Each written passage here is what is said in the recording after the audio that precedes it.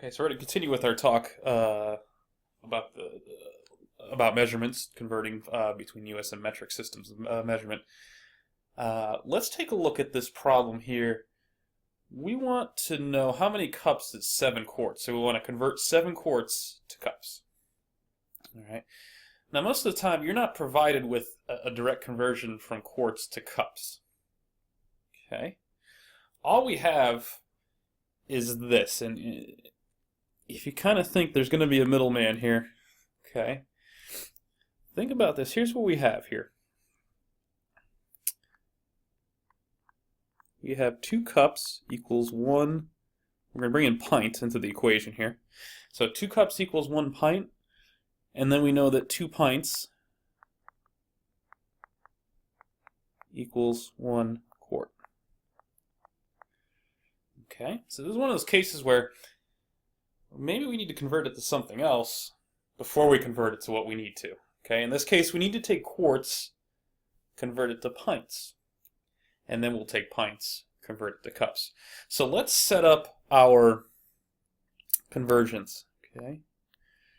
So what we're going to do is, remember, you always start off, you want to rewrite your original quantity here. So 7 quarts times, we're going to multiply it by a unit fraction. Now again, we want to convert.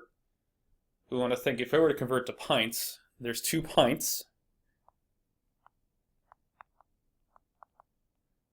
for every 1 quart.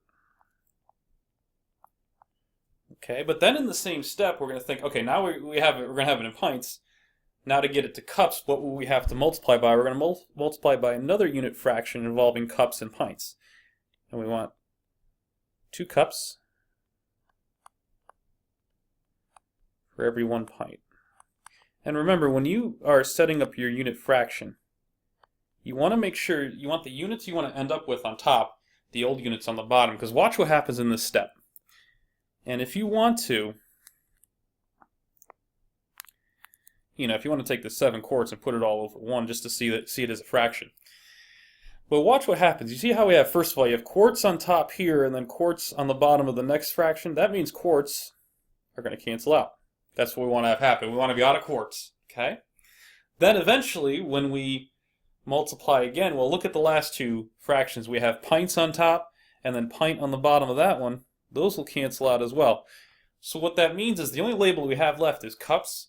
That means our answer is going to be now in cups. So now when we multiply this, and you remember multiplying fractions means we just multiply straight across on top, straight across on the bottom. And I'll throw an extra step in here. If you do 7 times 2 times 2, well, that should come out to, if you did the math right, 28. And remember, your answer is in cups. All over. And on the bottom, all we have left is 1 times 1 times 1. So that equals 1. And we know that 28 cups divided by 1 is just itself. It's 28 cups.